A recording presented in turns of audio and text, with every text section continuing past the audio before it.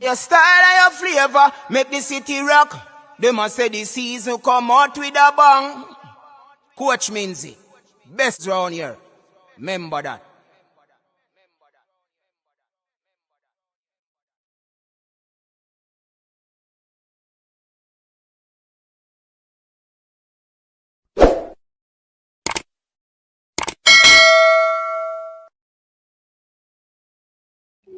All right, people, welcome back to the channel. Thanks very much for tuning in to another one here on the coach's desk. Please remember to like, share, and subscribe. And of course, Fabian is in the building as early as possible. Big up yourself, Fabian. Well, go on. Yeah, man, big up. Good evening, viewers and subscribers. Welcome to another show. We have a very, very interesting show lined up for you tonight. Yeah, man, definitely. We're gonna be doing a little, rundown of the Paris Olympics. You understand? And just to talk about a few things, some topical issues we're gonna be discussing in this one. We'll be joined by a very special guest. Of course, on the see the thumbnail, and of course, me swear I say RDD. We see that already, but guess what? No, I say nothing. Big up to everybody in the space right now. Remember to share the content because we want this information to go out, right? Also, subscribe to the channel if you're new so that you can become a part of the Coaches Desk family. When we drop the lives like these, when we drop uploads of varied topics and opinion, you will be notified. So welcome one and all. Basically, we're just gonna have a little discourse first before we get the guest on. So right here, you're not gonna be seeing the guest coming on right away. Just be patient, okay? Yeah, man. So we're looking forward for the people. Them, please, people, go tell your friend to tell a friend. All the persons, and I'm not gonna be saying that you'll be getting all the answers to your questions here tonight. So let me put that disclaimer out there. I cannot guarantee you that you'll be getting all the answers to your questions tonight. However, we will try our best to give you insights and give you knowledge and education on certain aspect of the track and field. And please enter the arena with an open mind. All right? Remember, learning never stop. And you'll always be learning. We want the truth. Okay, no problem. You will be getting the truth. I'm still gonna say, even in telling the truth, I won't be able to answer everybody's question, or we will not be able to answer everybody's question. I want to know that already. You understand? So, brain drain, you know the thing already. Big up everybody in the chat already. Those who are watching and you are not able to comment, it is because you have not yet subscribed. So you can't put a message in the comment section because you have not subscribed, right? But in the meantime, you can do so. And we also know that persons probably traveling and they can't touch the phone or the device, or they're doing something else. They're just listening. They can't comment. We appreciate you as well. So Fabian, the Dopey show finish, Dopey show in France. But before we even get into any of that, people just take the time out, hit the like button, make sure the video goes out there, because tonight's show, we want it to be viewed by as many people as possible. A lot of the questions that you guys have coming from the Olympics, a lot of the misconceptions will be cleared up tonight. I am sure we'll try our best to get to as many as possible. So hit the like button so that for the YouTube algorithm. So make sure you hit the like button.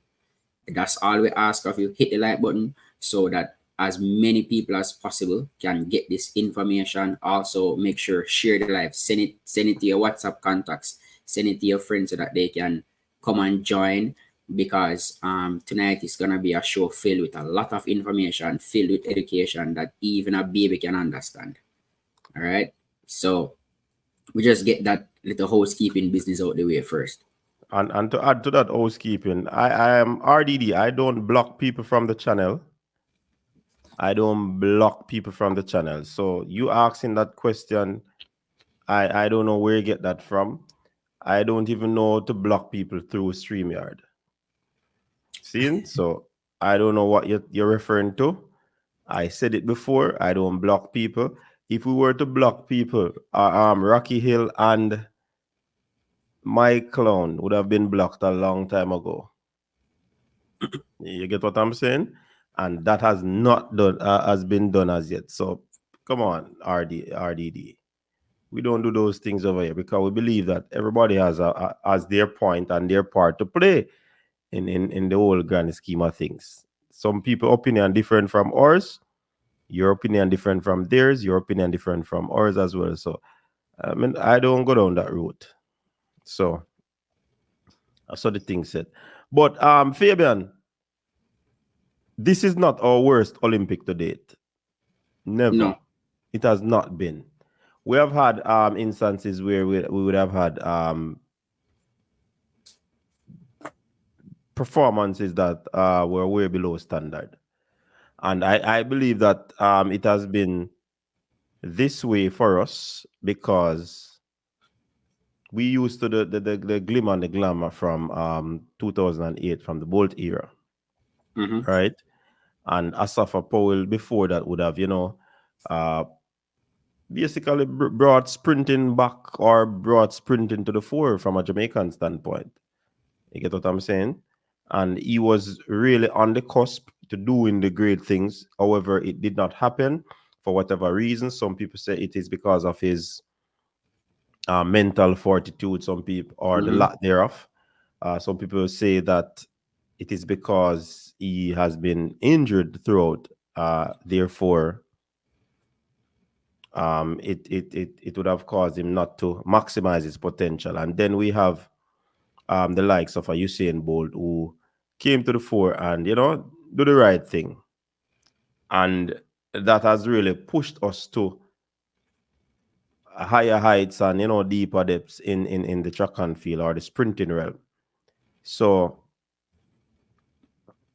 it is in terms of that, or on that premise, I believe that we have been spoiled, and we have gotten so used to being on top, being at the front, crossing the line first, and all of these things. Hence the reason why when it doesn't happen our way, we tend to, well, a lot of persons have different views now. The reason I hear the J3 is JOA being blamed. Of course, they have to take the some of the blame because of they definitely would have been seen as the leaders in this. So when it is good and all dandy, they get the accolades. When it is bad, of course they have to take responsibility as well. And that's how fair I see these things, right? But I think that, or move away from thinking, I believe that Jamaicans don't used to this. We are not used to this. We're When not. it comes, it's gonna rub us the wrong way. And not everybody is gonna be simple about it. Some persons are not gonna be, or they will never be simple about it. And for me, I do understand because of what we are used to. Because the comparison has always been made. Fabian, I have a brethren, and his son always said to him, "Why you always compare us to back to your time? We weren't used to that." So because the folks before 2008 never used to that, and the folks 2008 and beyond used to that, you can't blame them for what they didn't know about or they don't know about. So they have to revel in what they are used to. So you can understand the whole tug of Them war, being if you please, and the back and forth with some the era fans. Some say that, oh yes, that is okay, we'll bounce back. Some people say no, so we don't want to hear that. We should be winning, we should be this, we should be that. You understand? And like I said, me understand, because we have been spoiled. And once it doesn't happen that way, you know, it's pandemonium, it's panic. And quite frankly, it is not the worst, but it's the worst since 08. You get what I'm saying? And remember, so people are going to react in a particular way.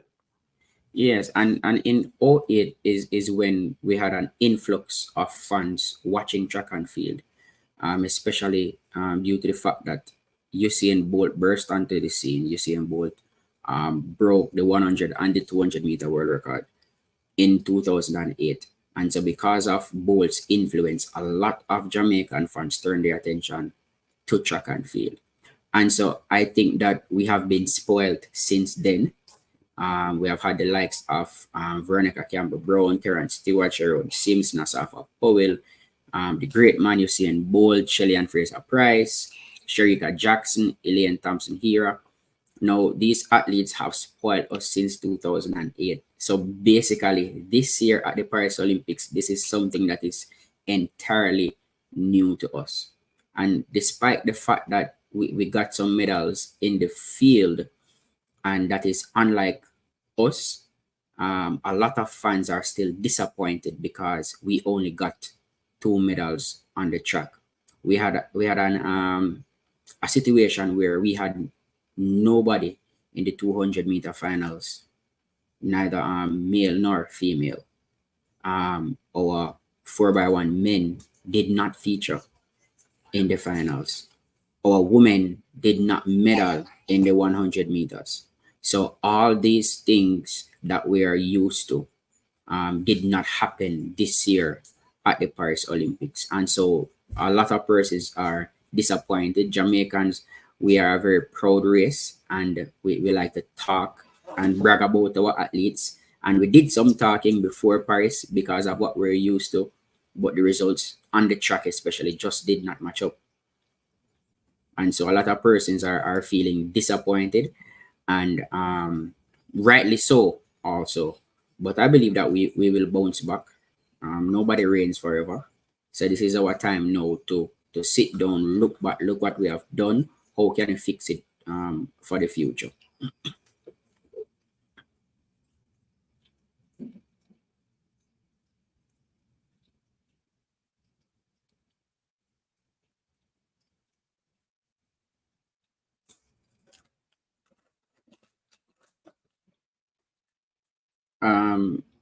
Check your microphone. All right, sorry about that. I was there's a caller on the line. You see, I see somebody asked a question. Please don't tell me about being spoiled. Kimani Evans. Spoil in the sense it's just a terminology. Spoil in the sense where we're used to a certain thing, and once it's not going our way, then we're going to be crybabies. So listen, man, you don't understand what I mean by when fitness spoil, man. Don't stop going on the thing, but explain what I mean by spoil. Come on. Carla, welcome to the show. You're live. Yes, good night. And it's once again a pleasure to be a part of the coaches desk. Yeah, man. All right, so I want to make a comments where in terms of the Olympics, where we are comparing this Olympics prior to the previous Olympics. And as you rightfully said, that we have been spoiled from 2008 even until this point. And you mentioned a lot of the big guns, like the great man Usain Bolt, the Asafa Powell, even the Johan Blake. And on the female side, you have the likes of Shelley and Fraser, a Sharon Simpson, the Karen Stewart, and all these type of people, high-profile athletes. So, but what I want to say is that technically what we as Jamaican has to look at this Olympics as, we have to just take it as the transitional phase into a new era. And normally when you're transitioning from one era to a new era, you're not necessarily going to get the same type of high tempo performance. But what we can do take as good courage, because for example, even though it was one representative we did have in the women's 100 meter final. But if you take away all of those that we were used to, but when you look at this 19-year-old coming from out of Edwin Allen High School, making her first big global final on the world stage, it is still saying that the talent is still here. But then persons have to also understand that it's not just gonna go like that, because Usain Bolt first Olympics, he didn't even get to the second round. That was in Athens, 2004. So a lot of these youngsters coming into the Olympics for their first time, some of them not even catch 20, some of them is just 20 or 21, early 20s. So that is a good thing that we have to take from it as well. And then what we have to take as the high point is that where we see the medals came from, we see the medals came from some area that we weren't even expecting it to come from, the fields event. And we can just look at it as a fact that we are not only just becoming dominance in the track, but it's good to see that some of those exploit has been flowing on the fields event as well. Because when you look at Roger Stoner, who created history, being the first Jamaican to win gold into the Olympics, the discus, and also break the Olympics record by going over 70 meter. So even though it might not come in from where we were expecting it, but we still has to give thanks to that as well. And even though Kishane in the 100 meter were the clear favorite in terms of his time that he ran, 9.77 seconds, but his first Olympics, and I just listened to a video clip where Stephen Francis were indicating that after the semi-final run, he picked up a little niggle in his hamstring. For somebody like him to run in that pain and still able to become competitive, and still were just beaten by just a thousandth of a second as though they run it down too. It You have to look at it as something that is very transformative for years to come.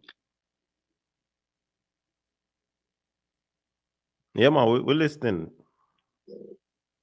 No, that's what I'm just saying. Okay. I thought you were pausing to get a feedback, but yeah, Yeah, you were right. but I just was some pausing to get a correction there. feedback from you. It wasn't over 70 meter; it was 70 meter. 70 meter, right? Yeah. So, I mean, if you look at it, our throws and our jumps have been they have been doing well. It's just that I think they would have blossomed at this Olympics, especially Right. remember we get big medal in the throws already. So Yeah, that's this true. is nothing. Well, the Olympic record is massive, and the gold Very medal massive. from an Olympic standpoint is massive too. But on global, I think the world championship, we would have gotten a discus medal as well, and we got a That's shot right. put medal from Odile Richards. So the throws, it has been revolutionized already.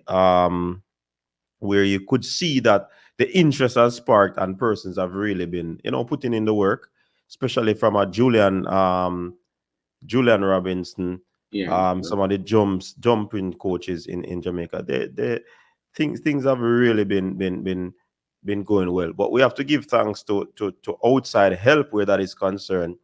That's Um, right. That's right.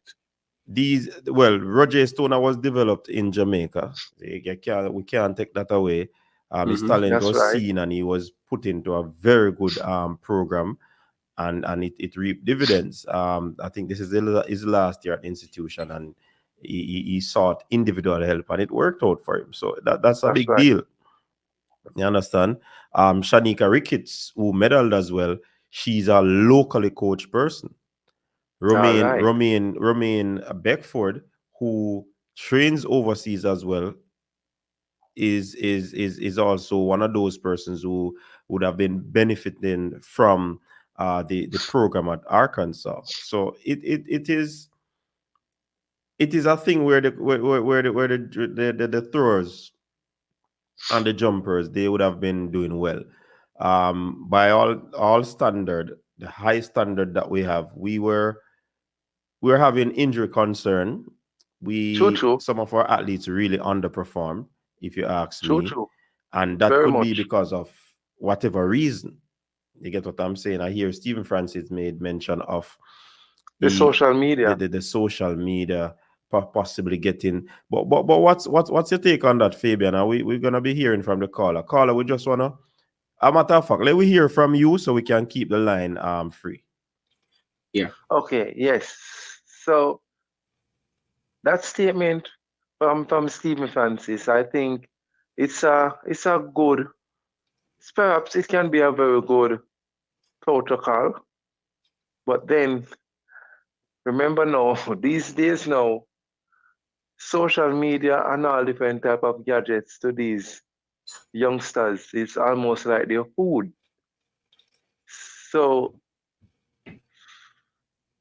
for him to take that into consideration, yes, it is great, but then there will have to be some guidelines and some principle of how he would go about it, because clearly you can definitely see that the Tia Clayton that we saw in the 100-meter semi-final, who ran 10:89, were definitely not the same person who we saw into the final that placed 7 and run 11.04. So I guess, and I think not only just for her personally, but we see where the social media has been even has been very, very influential on a lot of the younger athletes them. And some of the time that has been spent on social media can also divert into times should be spent more in training. Now, I'm not saying that it must always be business every time, and I'm not saying that persons must not have their rights to express their freedom and to have their fun time because they are human. But then maybe when it comes to Olympics or games, that's where perhaps I think the policy of controlling the social media will be a little bit more instrumental where the games is concerned, like being at the game. That's where I think that sort of rule will be more instrumental. Is it really controlling the social media surfing, or should it be more so getting the athletes to be emotionally intelligent rather than, because Well, if you go on the social media and you saw something that triggered you, could it be a case where you're not emotionally intelligent to handle that yes, situation? yeah, that is absolutely true. And I think what they're gonna have to do is to see how best they can relook over the situation and see how best they can take it from here, where that is concerned. But then, on the other hand, is not everyone have the mental fortitude to handle these situations. Sometimes you have to completely take away something that is very distracting from somebody to get them really focused. Okay, all right. Yeah, man, I appreciate your voice on that. We're gonna clear up the line now. All right. Yeah, man. All Because right. Cool. I really, really want to hear from Mr. Bruce James tonight. Yeah, man. You'll hear from him. All right, Fabian, your take on that social media issue. All right. So before I jump to the social media issue, I think there was somebody in the comment section asking about lane draws for finals. No, for this Olympics, the preferred lanes would be 5, 6, 7. So if you realize for the finals, the winners would be in 5, 6, 7. Now I know somebody mentioned Kenny Bednarik, who made an inquiry about his lane. I saw something where he was in lane 4 first. He protested it and then later was given, I think, lane 8. I think lane 8 is one of the preferred lane, you know. Yes, it is one of the 8. So it's 5, 6, 7, and then the next one is 8, then 4, and then 9, and then 3 and 2. So that's the order. That's the order of the lanes. And so that what happened to Kenny, remember he spoke about the level of bias that he saw towards Noah Lyles, and rightfully so, he was granted his lane, which was correct in the end, which is I think lane 8. Now on the matter of Stephen Francis thinking about banning social media for his athletes at major championships, we have to remember Tia Clayton is 19 years old. Now, it is more on the part of being psychologically ready rather than just banning social media for social media. For the sake of banning social media. She's 19. She was born in the social media era. I remember at Olympics and World Champs, Usain Bolt, I remember in an interview, he normally says that he doesn't go on social media during that time. Other athletes also say them. McLaughlin Leveroni also speaks about that, not going on social media during the Olympics or during the World Championships so that they can be locked in. Now, a lot of persons are having problems with Stephen Francis saying he might put a ban on social media use, but we have to remember that track and field is as much mental as it is physical. And so what social media does, it clouds the mind, and if you are not prepared mentally, then you won't be able to execute physically. I know some people might have a problem with it because they are adults, but we have a lot of persons here working in call centers that don't allow phones to be used at work. So we also have to remember that this is also their job. All right. So it's similar to when I go to work and they say no phones on the floor or something like that. And I don't believe any athlete would have any problems with this rule because it is something that will benefit them. And I've said this probably 1,000 times before. There are certain coaches in track and field, when they talk, I listen. So if I was an athlete and Stephen Francis say, climb that tree, a race will run up and climb the tree. All right. So I think Stephen Francis knows where he's coming from with this. He would have seen something that maybe affected some of his athletes being on social media, hence him thinking about doing this drastic step. And I am all for it. Whatever it is to get your athletes focused and ready to perform, I am all for it. I believe it can be very distracting. However, I would want to take it a step further. And that's why I made mention of the emotional intelligence, right? Should it be implemented in the track and field programs at this level, the professional level, where they will have some sort of mental training with using psychologists to get them to that level of being emotionally intelligent, whereas even if them peep and see a post, it's not going to affect them in a negative way. You get what I'm saying? I know words can be piercing, you know. Words can be comforting. So I am not going to say that the words are just wind, as they used to say. Sticks and stones will break my bones, but words, whatever. Foolishness. Words are powerful. Seeing? I believe that if more of these clubs can tap into having a sports psychologist, I think it will help some of the athletes rather than just removing social media before major finals. Because sometimes you take up your phone and you just see a message pop up and I like say you go on social media. But because your phone is aligned and attached to it, you will take up your phone and have a look on your phone. When you take a soccer, a message just come because you have your notifications on. Yeah. So I believe that there should go the route of having that sports psychologist rather than just a hard and fast. And for me, in coaching, I use that method of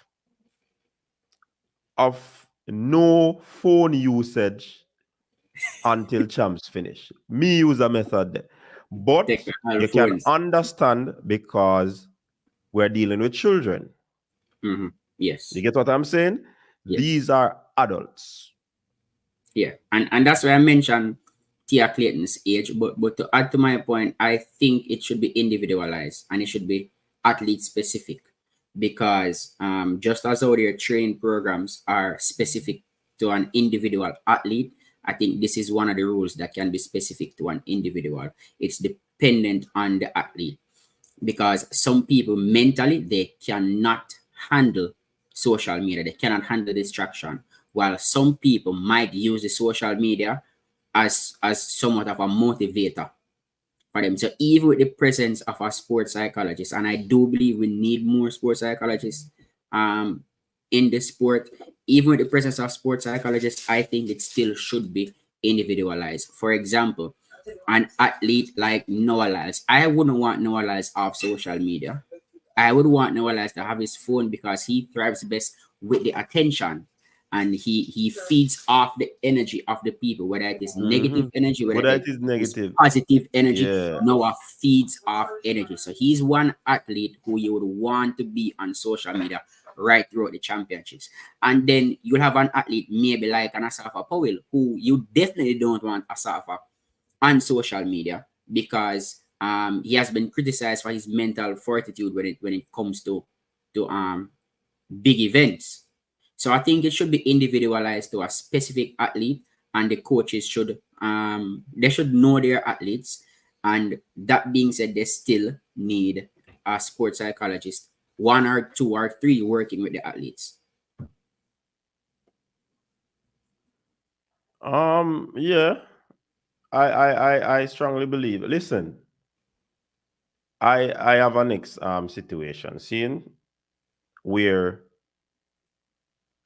these young athletes, we brought in a sports psychologist, yes, at the high school level, and there were some particular athletes, Fabian, who didn't have the belief and the moral belief in their ability. There's always this fear that arises out of these individuals.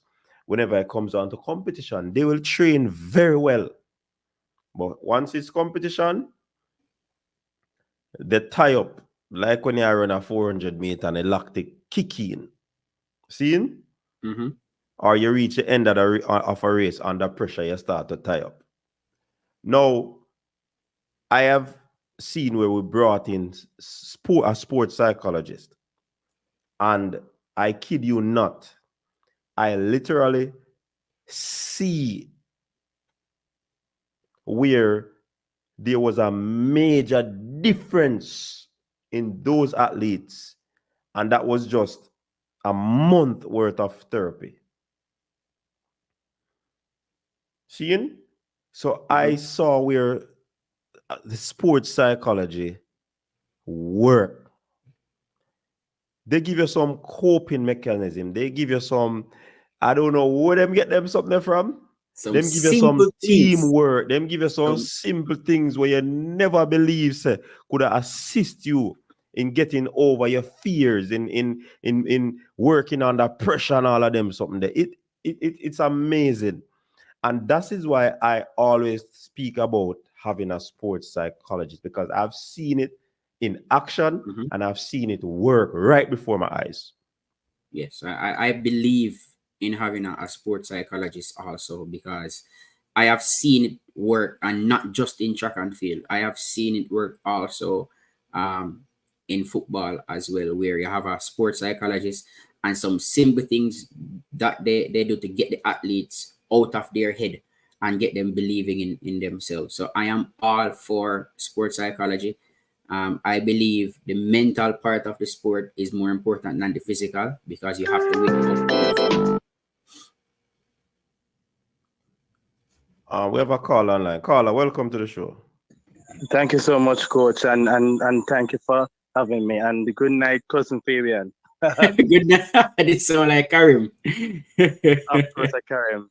I have been enjoying the conversation so far, but I want to address something that Coach just said about they bringing in a sports psychologist. You know, I go back to because I've been watching track and field from I was 9 years old in the 1990s, so I know of Jamaica's progression. When you look at like a Veronica Campbell Brown and even Shellyan, before the rise of social media, there was no. They used to run their races just out of the lion heart, Jamaican grassroots. I want to win no matter what, and even if I have an injury, or even if the entire world is criticizing me, then I am still going to run and run and run.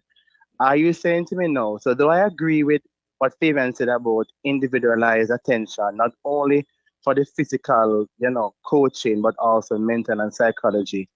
Where are we now going to allow the athletes to show their Lionheart grassroots? I want to do this no matter what. The Jamaican-ness that we have. And that's a very good question. But do you believe that we still have this Jamaican-ness that you're referring to? That was Remember, it's a different era. You had persons who were born before they would have gone through the whole grand scheme of that Jamaican-ness. Yes. These people are coming up now. They wouldn't have gone through. They are more close to the north side of things. Right. So it's a good question, but is it still there? But that's the thing, we would have excelled in Olympics 2016, 20, even 2020, 2021, 2012, all those because of what we spoke about. Are we saying then that we are doomed, quote unquote, doomed because we would have lost all of that?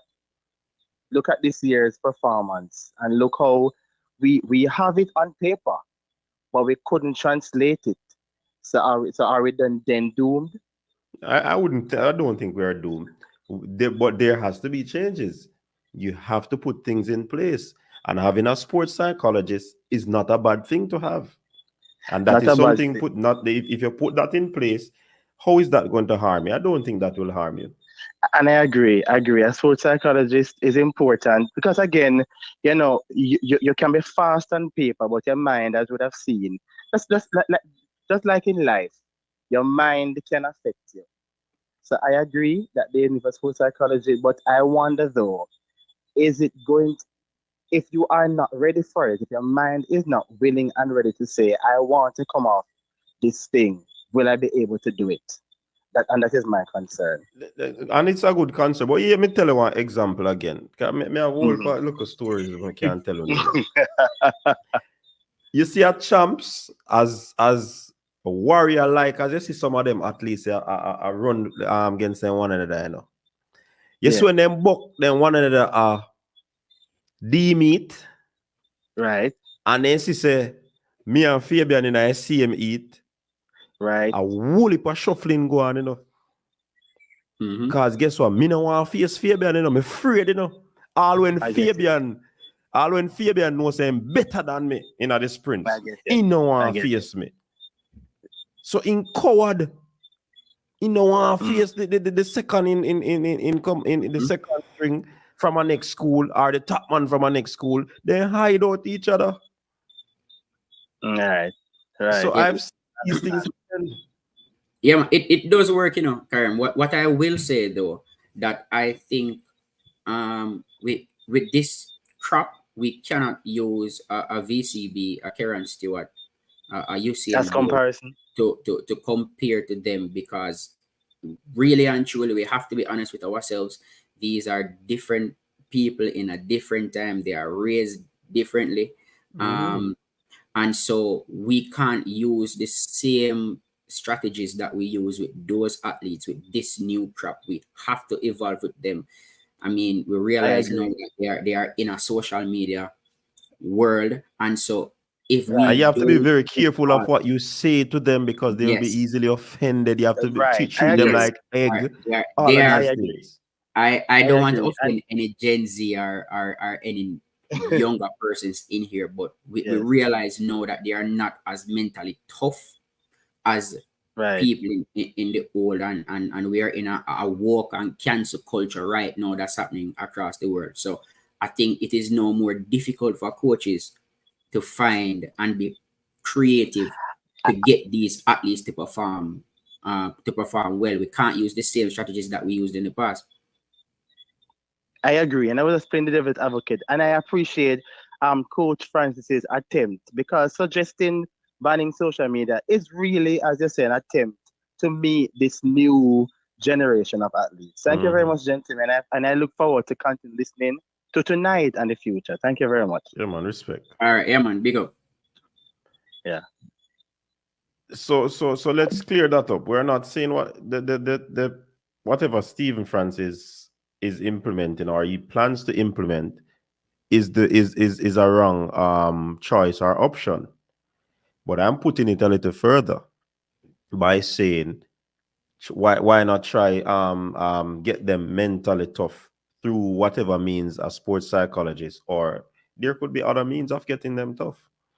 And like we said earlier, this younger generation, you can't shout at them too much, you know. Them to fold up like a sheet, you know, or a towel, you know. And you Yeah, can't get to unwrap them, you know. It's true. Them get up in them feelings, especially females. And listen, kudos to a coach anywhere in the world where coach females. trust me, it is difficult. Kudos. I had to learn. I literally had to learn from an all female coach how to coach females. If you see Yeah. those coaches that coach at The all girls schools hormones. for champs, big up. Trust me, it's very difficult to coach females, especially in their teenage years. It's very difficult. Yeah, man. Remember, say a lot of chemicals are run through them body now, and a lot of changes taking place that they themselves probably not used to seeing. So it's very difficult. And if you don't have that patience and have that mindset to motivate them in such a way, and that's why it's always good to have help in terms of other hands and heart around you, because trust me, you alone probably can't do it. That's why teamwork in coaching is very, very important. You might be the head coach, but Mhm. trust me, the assistant coach can probably get to the athlete more than you. And you see me, I work with the athlete and things, say, yo, who is the assistant coach? I work with the athlete, and oh, the head coach now work with the athlete. That sometimes is as a result of the head coach being too probably aggressive, too forward. So that assistant coach probably are the softer in terms of milder in terms of communication.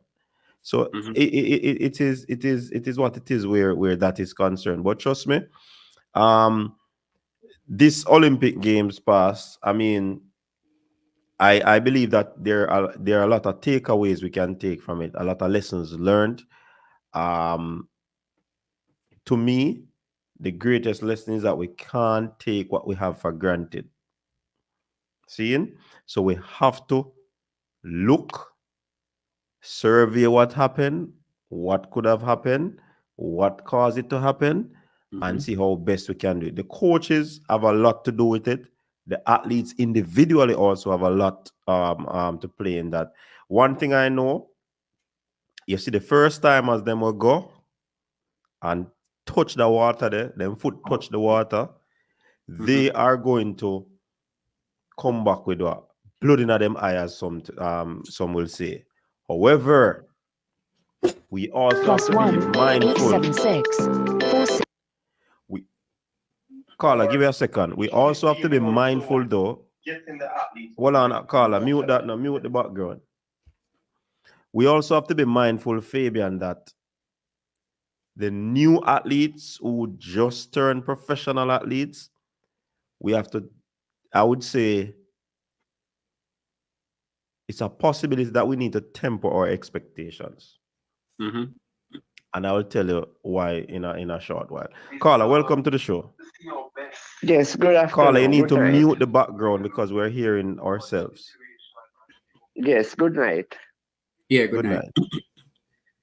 You know what I'd like to discuss. Why is it that the 100-meter and the 110-meter hurdles results were not protested based on the rules of the competition? What rule? What is the rule you have? The one that says when medals are awarded in medal rounds, you only use to the 1,000. Can you Right, cite Coach that rule Lindsay, first? how I about don't we don't remember answer? the number, but I think I don't remember if it's 21 something or 19 something. All right. But I All right, remember Carla. seeing.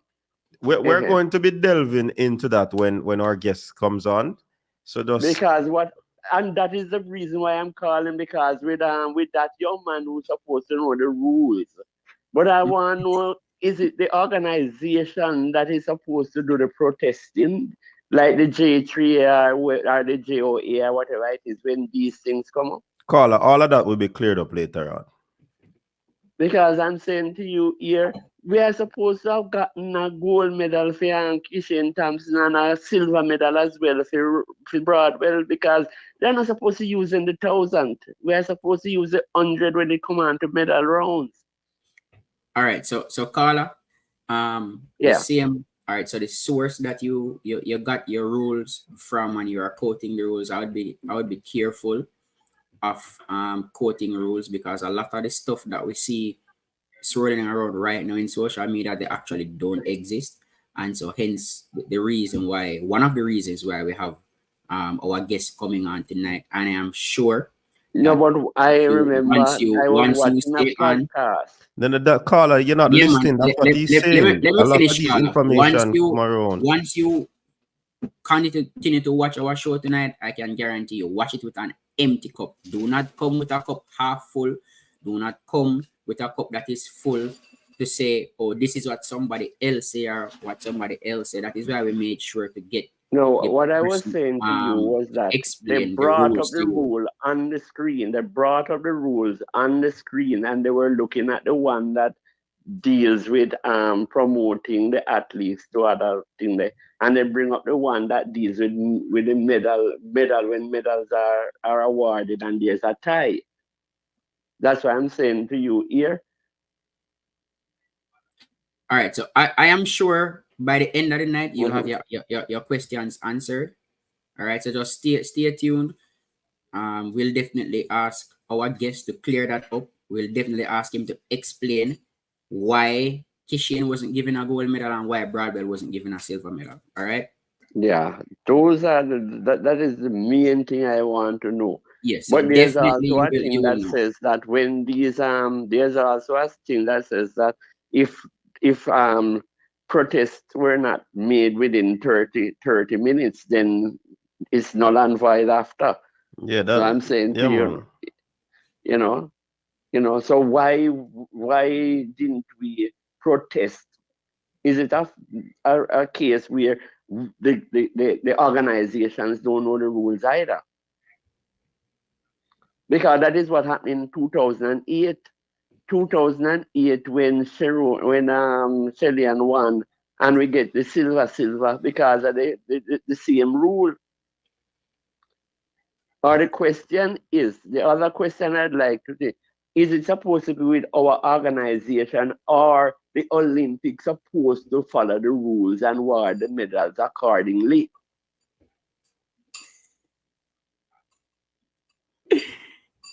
Hello?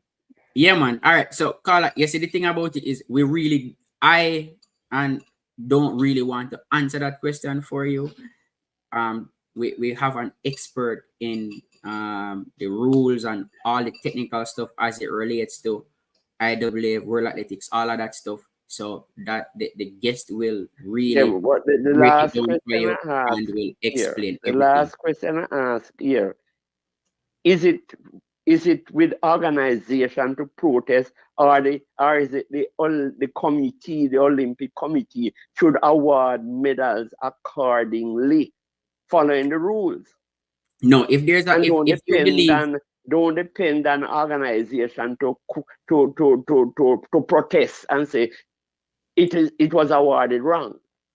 all right, so So, Carla, Carla, do you trust the persons that they put on these committees to run the Olympics? Not necessarily. Okay. Then that means the Because sport I'm is in saying, disrepute. Then the sport is not. Why did the 200-meter guy, the American 200-meter guy, was talking about favorable treatment to Noah Lyles because of where he's placed in the race? Yeah, Which but lane he's assigned. yes, and I agree with that point. You can have issues where it comes on to lane, but for photo finish, that one is something that, if that is the case, we need to stop have track and field. But we need to pack up and throw away track and field, throw the instrument what them use for the photo finish. The people and what them say learn in the sport, them need for just go. Mm-hmm. You see? Because there's always going to be preference based on to US. the I think reading it's that I twisted was enough, Coach. reading of the rule.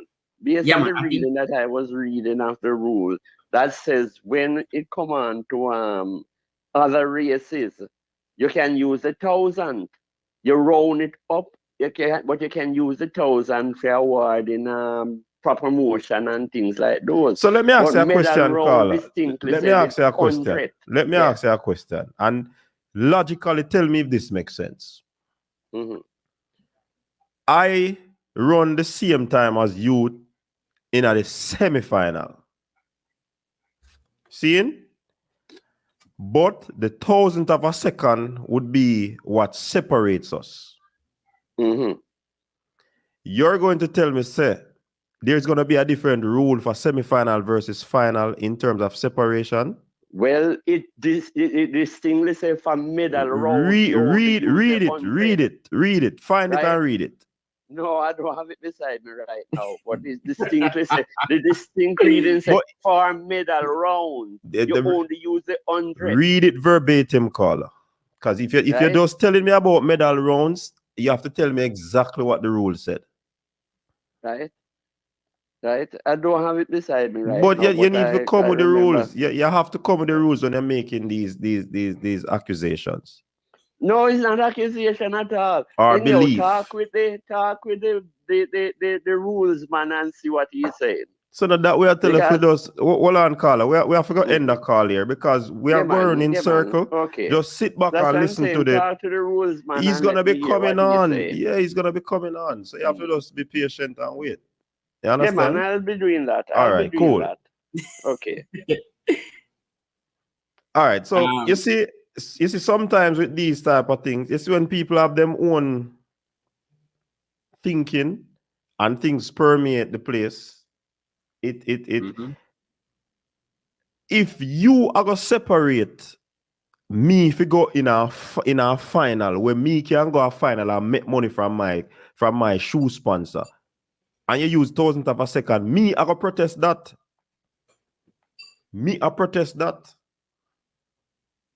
Because you can't tell me say it no work in a final, but it work. So what are we going to use to separate them in the finals? There has to be a separation. If there's no separation, there's just no separation. And when you have no separation, that is where you give the medals to the persons who deserve the medals. I think what we need to do really and truly as fans of the sport is we have to be careful of where we get our information from, and the fact that some information might seem appealing because it might be because our emotions, it might soothe our emotions, or our feelings might be hurt. So we want to hide behind information and we see it without fact checking the information. Not everything that you see online is actually so, even if it is coming from a reputable source, because these people are also human. The rules book, it's online. You can get it in PDF form. You can go ahead and you can read it. When we heard about that information, we even projected the rules on the screen for you, and we're reading it, and we did not get that understanding at all. Me So never get it. So we that's have why to understand that whenever we are hurt, we tend to gravitate towards something that will, ease our pain. But the reality is, we cannot stray away from the truth, and facts are just facts. It's as simple as that. And I hope that after tonight we can move away from Fabian, some people not gonna move away. I am really hoping that they will move Some away people from not gonna move away. You see, if me didn't know Fabian say I saw it go or based off my interpretation. You see, if I that me they get, I would be doing videos after videos after videos. But I didn't get that from reading the rule. So probably I am my understanding of the situation is not clear. Carla, welcome to the show. Hey coach, how's it going? Fabian, how's it going? Yeah man, good night. Well, I mean, I don't know if you tell it how it go. You know what I wanted to ask you, both of you on the panel, is what would you like to see for the development of track and field in Jamaica? Because I feel as though we're lacking in so many areas where other countries are speedily progressing in. So in areas where we feel like, because we've been producing the athletes, other countries are now investing in those areas because, as again, you can find people that are talented, but once you have the resources to develop them, they can become extremely talented. So I just want to know, what is you think the role of the JOA and the J3A is in that development, and how much have we progressed over since Merlin Atty days in the development locally of the sport? And I'll just listen for your response on that. You want answer first, Fabian? All right, remember go. I believe in just looking at it in terms of development. I see infrastructure where probably trucks have been included in different areas. All right. Like where? Be specific, hold on, caller. We have our guest on enough, so you probably have to go remind us of that question. No worries. All right. All right. Yeah, man. Thanks for calling. You ready to bring him on? All right. So yeah, go ahead with it with that, Fabian, before we bring on Sir Bruce James in the chat. With 3 minutes to go, you can go ahead. No man, we're ready for the guest. I was gonna introduce him today. Go there, that may I say go on introduce him, then bring him in. All right, so for tonight, we, as you know, we are joined by Mr. Bruce James. Bruce James is the president of the MVP Track Club. Mr. Bruce James also is IWF Level 1 technical official. Now, when you hear the name Bruce James, it is synonymous with track and field in Jamaica, from boys and girls champs to the World Athletics Championships to the biggest stage of them all, the Olympic Games. Like, no track and field panel is complete without Bruce James as an analyst. And what makes him stand out is that he gives statistics with context, so even the most casual spectator has a clear understanding of what, why, when, and where. Jamaicans are notoriously biased when it comes to the Jamaica versus USA rivalry, but Bruce James is able to explain the laws of the sport so that we can accept the ruling even if we feel aggrieved.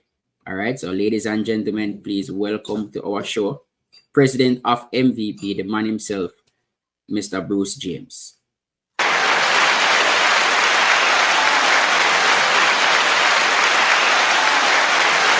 All right, Sir James, welcome to the show. Thank you very much, gentlemen. Thanks for having me. I didn't know I'd be getting all of that fanfare and round of applause. Well, you're the man when it comes on to track and field, one of the go-to in Jamaica. So definitely we can just bring you over here and give you what some Jamaicans will say, fenke. Introduction. You understand? I hear you loud and clear. Well, yeah, man. So we have you and your online, is it viewers? Is it what do you viewers. Is viewers? Okay. Yes. I know on TV we call them viewers. I didn't know if online there was another term. Yeah, man. There are viewers as well. Viewers and subscribers. Some of them listen. So but more so people are actually watching, so they are viewing. All right, cool. All right, good to be here. Yeah, man. How Thanks. may I be of assistance this evening? Yes, man. Where we start off, the people are so anxious to get you on. I mean, they started to jump the fence. They And start to jump the gun. We're going to go. We're going to ease. We're going to ease into it. So yeah, we're gonna start with basically some easy questions. First. yeah. Just So, pretty much introduce yourself to the audience.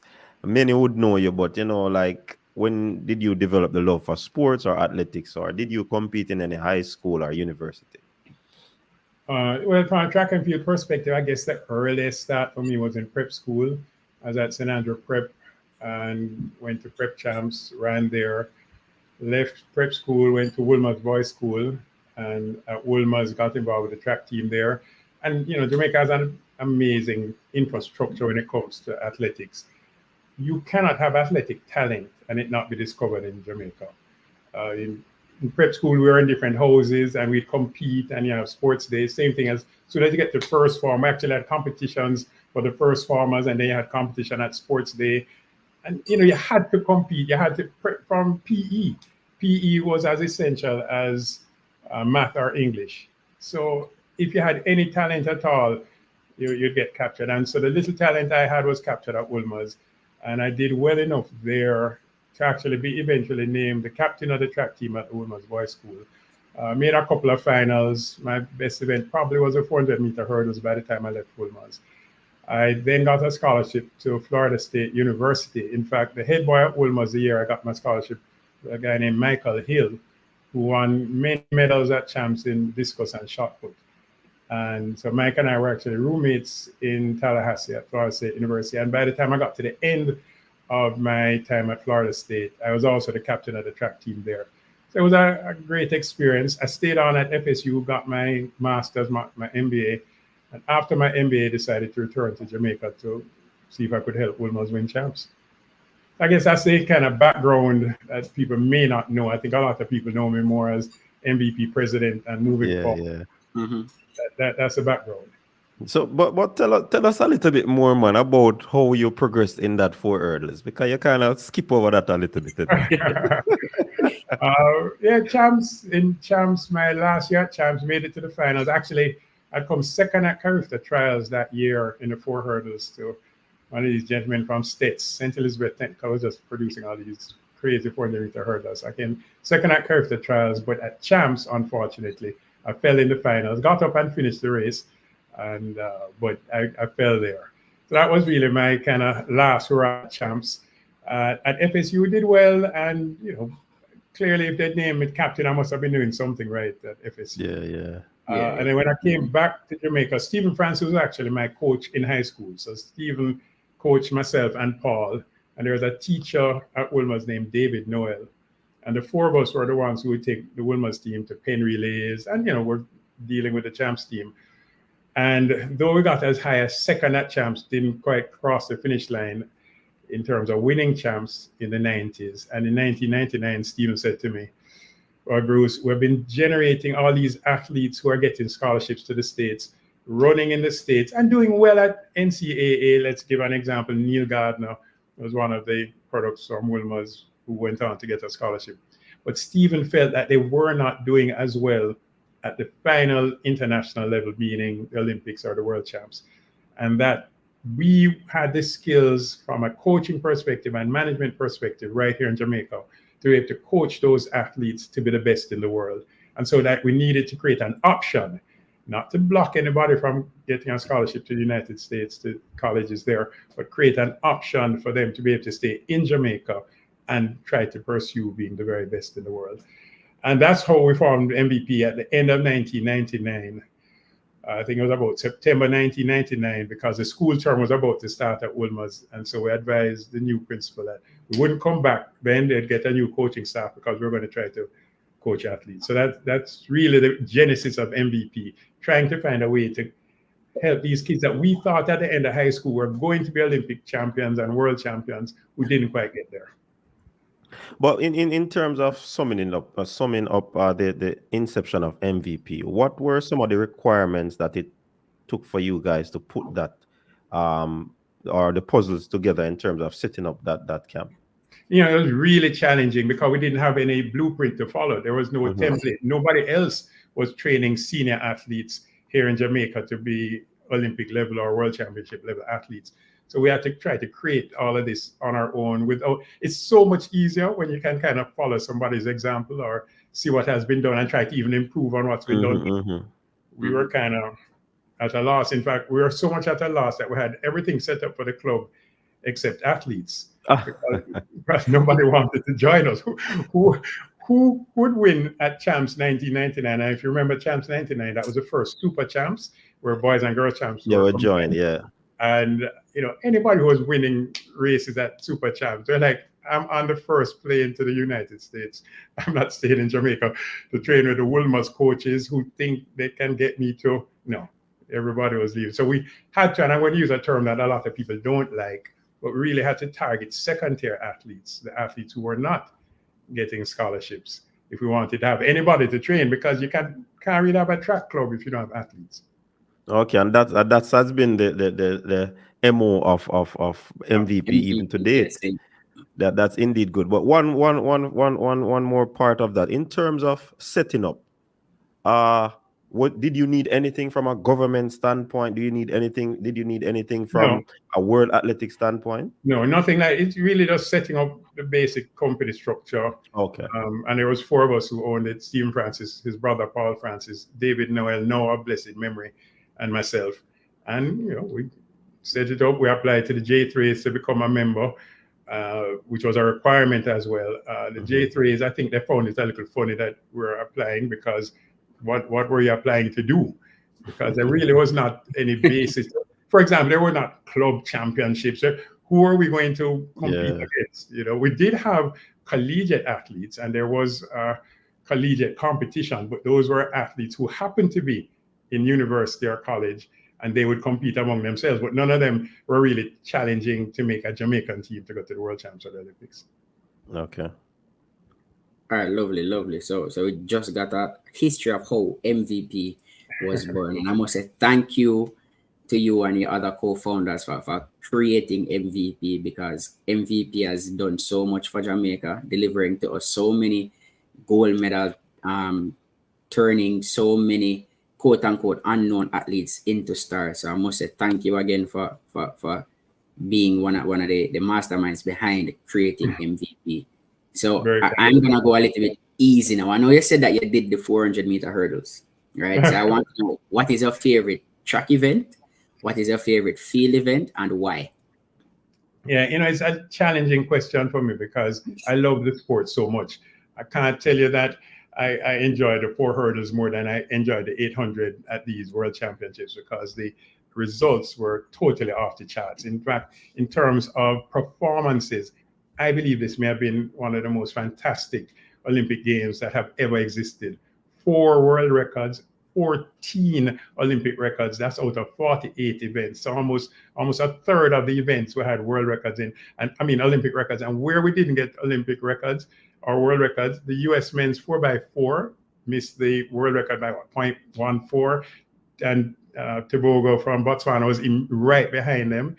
The women's 4x4, the U.S. again narrowly missed that world record. So, and then as for places, you have athletes finishing 2nd, 3rd, 4th, 5th, 6th, 7th, and 8th who have never run that fast and finished that low down. One of the pictures I liked is a picture of Oblique Seville running 9:91, coming 8th in the final of the 100, and they're pointing out that the great Carl Lewis won the Olympics in 9.92, so even slower than the 8th place. So from a perspective of results and performances, this was one of the greatest Olympic Games ever, just by any statistic. Okay. I agree on looking at it from a general perspective, but a lot of Jamaicans would tend to disagree with you saying this was one of the greatest Olympic Games. Can you sum it up from a Jamaican perspective first? From a Jamaican perspective, it was really challenging. I predicted 12 medals for Jamaica. We got 50% of that. So from a Jamaican perspective, we really did underperform. There's no way around that. 6 medals for a Jamaican team like the one that we sent to Paris is underperforming. Again, there's no way to beat around that bush. But some of the predictions that I had that just didn't happen. Nikisha Price went in as the fastest woman in the world in the 400 meters, twice breaking the Jamaican national record. And even after the Olympics are done and the crazy times run by Paulino, Nikisha is still the 3rd fastest woman in the world this year. She didn't make it to the finals. Today, as we speak, Akira Nugent is still the 2nd fastest woman in the world this year for the 100-meter hurdles, even after the Olympic Games. Her 12:28 national record set here at the Olympic trials would have given her gold. She didn't finish the race. Our women's 4x4, they're in 2nd place with our big hitters still to come. And the baton drops, we didn't finish that race. So there are lots of places where there are medals waiting for us.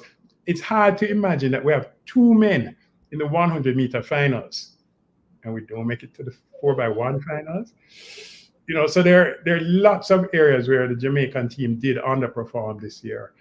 And that's why I end up with 6 medals. You can't underperform and still get into the double digits. Yes, we agree wholeheartedly that we underperformed. Now, on a lighter note, Jamaicans love to give their children unique names, especially from those like sporting legends. The Romarios are usually born in 94, 95, the Zidanes 98 to mid-2000s. So there was a post on social media that said if not even one Jamaican baby's name repechage between now leading up to the World Championships next year, Paris broke us. No, at these games, we saw the introduction of repechage. Can you explain the term, why it was implemented, your views on it? You think it's a good idea, and will we have it at the 2028 Olympics? Somebody needed to have warned me about the nature of these interviews. I didn't realize that there was a comedy side to it. All right, so the repechage was introduced to athletics or reintroduced to athletics this year at the Olympic Games. I am not a big fan. I did warn a number of my friends that there are a lot of risks here. In simplest terms, repechage means 2nd chance. It's a 2nd chance for somebody who did not make it to the semifinals, in this case for the Olympic Games. Now, what's the difference between the repechage round and what existed, for example, even last year at the World Championships? And my preferred method of qualifying to the semis is, let's say you have 48 athletes running, and that's 6 heats of 8 each. What they would do, because they want to go from 48 to 24 to reduce it by half, what they'll do in the 6 heats, 3 winners, the first 3 play across the line, would automatically go by place, the big Q, and then 6 by time from the 6 semifinals, 6 other heats rather, would then join them to make the 24. So 18 will qualify by place, 6 by time. That's what has happened now. They still maintain the 18 qualifying by place. But then they say, all the other 32 of you who didn't make it, even if you ran 44.6 and were the 7th or 8th fastest person in the 400-meter round, all of you are going to have to run again for us to choose the top 6 to join the 18 that are already there. And I think that's a big, big disadvantage, especially to the better performers. And we saw that happen to Sean Bailey. He ended up in a heat where 4th and 5th, he came 5th in his heat. 4th and 5th were like the 7th and 8th or 8th and 9th fastest of the 400-meter heats. And you're telling me that you are among the top 8 fastest in the heats, where you have to go and run the repechage round to get a chance to go to the semis, whereas people were running 45 seconds, but because they had an easier heat and ran 45.2, they get to go and rest for a day before running their round. So I'm not a big fan of repechage. It depends on too much on brilliant seeding. The seeding has to be just right, because whatever happens, the top 3 are going through, whereas your time doesn't matter. And I have a big problem with the time not mattering at all. I mean, I'm not a big fan of the repechage. Maybe I couldn't explain it as well as you just did, but I'm just not a big fan of I just don't see the sense of giving them an additional run. I don't see how it benefits them, and I think it's unfair to an athlete who, like you said, would not have been an automatic qualifier, but missed out maybe by 100th of a second, and they would have to go again and run another race tomorrow, which they might mess up in their execution and not advance. So Fabian, let me share with you an instance where the repechage round would be loved. Let's say you're Sherika Jackson and it's 2021 and you ease up at the finish line and you narrowly miss qualifying. You would love a repechage round then, because then you go and destroy everybody the repechage round, get to the semifinal. So there are situations where it could be advantageous, but I think we saw more negatives than positives from the repechage round. For example, people are running the hurdles. They hit a hurdle and they drop. And that's what they do. They get up and they jog to the finish because they're going to go to the repechage round. Or Freddie Crittenden, who's a really super talented athlete, by the way. Great hurdler, sub-13 hurdler, second fastest man in the world this year. He wasn't feeling good on the morning of the heats. So he said, all right, I'm going to jog 18 seconds in the first round so that I get to just rest for one more day. Then I come back in the repechage round and run faster. I think the sport was opened up to some abuse in that sense. Because I thought it was not a bona fide effort on his part. It was not, clearly not. Yeah, and you award somebody like that and eventually go to the finals. Right. So I think there are areas that I didn't mind World Athletics saying they're going to try. And, maybe it would have worked, but I did see lots of opportunity for abuse, and unfortunately, that did take place. All right. Or field event outdid the sprinters. What's your take on that situation? Well, actually, our field eventers outdid the entire Jamaican Olympic performances ever in history. Before the 2024 Olympic Games, the 19 Olympics that Jamaica had participated in since 1948, Jamaica had earned a grand total of 2 medals in the field. 2 from 1948, 52, right through to 2024. At the start of 24, we had 2 field event medals total. And those were both in the jumps. James Beckford, 1996. When he did that behind Carl Lewis, by the way, in Atlanta. Amazing performance. And then Chelsea Hammond, who actually finished 4th in 2008, but was upgraded. Well, we saw her receive her award, her bronze medal this year. Those were the only 2. We had a grand total of 0 throws medals ever in the history of the Olympics. Like never. And for in this single Olympics, for us to go from a total of 2 field to 4 and include an Olympic record in the discus. I mean, what are you talking about? An Olympic record, 70 meters, gold medal. It was amazing. So what the field event athletes did for Jamaica this year is better than we've ever done when you combine every single field event we've ever done for 19 Olympics. So it's not just that they did better than the track, the athletes on the track for Jamaica, but they did amazingly well. And yeah, big kudos to them, especially on the throw side, because in the throws, a lot of people don't realize it, like Reginda Campbell. And I did not have him for a medal. I'm not going to pretend that I was on it. Yeah. Me neither. I'm like, Reginda, you're like 6th in the world right now. And the people who are ahead of you are beating up each other. The world record holder is there. Joe Kovacs is there. The Italian at the London Diamond League beat everybody. He won a gold. So I thought Reginda would have a hard task. But he gets into the final round, got a big throw early, 22-15. Gets into the final 3, and it's raining. So suddenly people are struggling to get big throws. And Kovacs equals his throw. And I think Reginda may have made a strategic error in that he tried and actually threw further than 22.15 on his last throw. But he didn't need 22.15 to win the silver. He just needed more than 21.7. Yes. And strategically, it would have been fabulous if Reginda had just gone and thrown 21.75, which is relatively easy for a 22.15 man. His season best 22.16, his personal best 22.22. I think it would have been easier if he went for that and got the silver. But with that said, he was our first ever throws medal at an Olympic Games. And then, of course, Roger Stoner with the gold. So yeah, the field event athletes off the charts. You can't measure what they did. Shanika Ricketts, and people might say, but hold on, didn't Frederick Dakers get medals? Didn't Shanika Ricketts already get medals? Yes, but at the World Championships, they've never done it at the Olympics. At the Olympic Games, yeah. All right, so Kishane Thompson, he received a yellow card in the 100 meters. After a false start was done, the field was given a green card. Can you explain the various cards that the official have? Right. So and explain why Kishane would have gotten that. What did he? Coach, I hope you forgive me. I know it's your program. I'm not being disrespectful. Yeah. But Kishane Thompson did not receive a yellow card. No problem.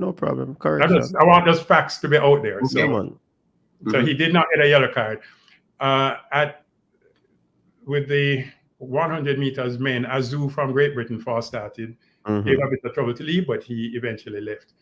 And what Kishane does in practice, this is not something he did for the Olympics to show off. At practice, he does this thing and he screams before he even starts, even in practice.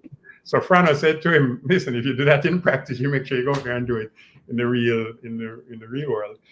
And so he did it before the start of the race, and nobody said anything because they had not yet said, on your marks. However, with the false start, Kishane said, hey, I do this before the start of every race. Even though I've done it already, I'm going to do it again. And he screamed after the on your marks. And the starter was like, okay, yo, what's going on? Who's screaming at the start of my race? When I say on your marks, the only thing you do is you get on your marks. And so the starter's assistant went over to Kishane and said, okay, when you hear on your marks, don't scream again. And Kishane said, oh, okay. And then they lifted 2 green cards and walked them across the field. Now, what happened, I think the camera angles that maybe have shown in Jamaica didn't show that. But the rule says, if you give a yellow card, you can't show a green. That's another rule. So the mere fact that a green card was held up is another indication to a technical official that clearly a yellow was not given. But so what the starter's assistant did speak to Kishane, and what he said to him was, don't scream once we say on your marks. And Kishane was like, okay. In fact, Frano contacted me from Paris to say, Bruce, what's this I hear about a yellow card? And I had to explain that there was no yellow card, but you just don't scream after on your marks. And another thing to add to that, an athlete, I think it was Anna Cockrell. She was the starter said set and she raised her hand. I've never seen that in track and field. Yeah, we haven't seen what? The yellow card or no, she putting up her hand after she is on set. In the set position. Yeah, sorry. Well, she didn't go into the set position. They said set, but she had lifted her. So Anna, the rules do allow, if you do not feel that you are properly able to start a race, to indicate by raising your hand. The risk that you run now, per the rules, is that the starter's assistant then needs to come over to you and say, why did you raise your hand? And if you don't give a good answer, you can be disqualified immediately for disturbing the start. So she ran the risk of a disqualification. And if you notice what the starter's assistant did, after speaking to her and said, okay, why did you raise your hand? And Anna kind of did a little thing. I hope she said something along the lines of, I heard people screaming in the stands and that threw me off. But it has to be something legit. It can't be, the blocks didn't feel right, which is how people used to say you could do it. The starter's assistant went to the starter, told the starter what was explained, and the starter said, okay, that's fine. Okay, good. But the concept that you can just raise your hand and there's no consequence is now gone because you run the risk of a disqualification. So it's based off your explanation and they buy into what you said. Correct. Okay. Okay. Yeah. All right, great. So on continuing on this topic, so in the 200-meter finals, when the results were published, there was a yellow card displayed with TR 7.1 written beside Noelal's name. The footnote said, World Athletics Rule TR 7.1 improper conduct. Can you expound on that rule and why it was given to Noelal? Yeah, definitely. And in fact, Fabian, the fact that you can find that yellow card for Noah, you will not find a yellow card for Kishane, is my point. That's why I had to correct. Okay. It's not there. He never got the started official said, just don't shout. With that said, in the case of Noelal's, it was an improper conduct charge. When you do the introductions for the finals, before the athletes get introduced to the audience, they are actually out on the track. They set their blocks and everything is ready to start. This is really set up to allow a bit more drama, where they say from Botswana, Tebogo, and he comes out, and Kenny Bendarek, and everybody comes out. The instructions that are given to the athletes is that as soon as you are introduced and you come out to the channel and you wave to the camera, go immediately to your blocks, because you've already set your blocks. You notice when they come out of the tunnel, nobody goes and is setting blocks, because it's all set up. So if you're in the stadium, if anybody who is watching us now was at the Olympic Games in person, you'd have seen that the 200-meter men and all the finalists come out, set their blocks, everything is set and ready. Then they go back in and then they're asked what to introduce. So what the starter said is, okay, when I told you to come out and then you run 50 meters down the track and then you come back and you run past the start and everybody else, is standing there waiting, they determined that was improper conduct. And so that's the basis on which Noah Lyles was given that yellow card. Yeah, man. Thanks for that clarification, because we were wondering, a lot of persons were speculating, was it because he ran when he had COVID? Was it because of his previous antics? And you really just confirmed that it really was his previous antics why he got that yellow card. And for example, he gone directly to his blocks and jumped up and down at his blocks, I don't think that would have been a problem. But he was the last athlete out of the tunnel, and then everybody must have seen that video. If you're watching this program, you must be a track fan. He ran down the track and ran all over the place, and it took time. So he ran about 40 meters and then 20 the other way, jumping, shouting. And then you're wondering why he came third. Used up so much energy. But I really done that before the 100. Yeah. Yes. That would have been nice a finish for us. But anyway, I digress. Yeah, thanks for that response. All right, so I think we can get into some heavier topics now. One that I think drew the ire and emotions to Jamaicans. And when we were discussing this topic here on the channel, persons referenced the 100 meters at Barcelona 92, Atlanta 96, with Gail Davis, Juliet Cuthbert, and Merlin Otti in the respective games. Persons claiming that the precedent was set from 92, confirmed in 96, involving the photo finish. I think the biggest talking point for us as Jamaicans from the 100 meters, many people believe that Kishian Thompson was robbed of a gold medal. I wanted to clear that up as best as you can for all the persons watching, so that after tonight we can put a lid on that conversation and finally clear it up for everyone. Okay, the rules are really, really clear to me. I have heard of other rules being bandied about that don't even exist. And to me, if somebody tells you something solid like rule number whatever from World Athletics, just check if that rule even exists, as opposed to just taking it from them. Don't even take it from me. If I tell you a rule number, just check it and confirm.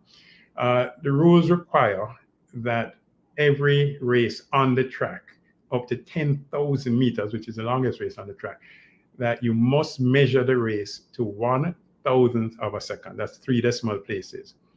However, you are to report it to 100th of a second. That's 2 decimal places. So we don't report races as 9.784 and 9.789. Say 979, 980, 981. Why you might say, well, why report it one way and measure it the other way? The vast majority of athletes do not end up with the same time to the 100th of a second. Let's use the 100-meter finals at the Olympics this year. The first 2 men got 9:79. Everybody else, even though it was the closest race in Olympic history, everybody else had their own time. There were no other duplicates.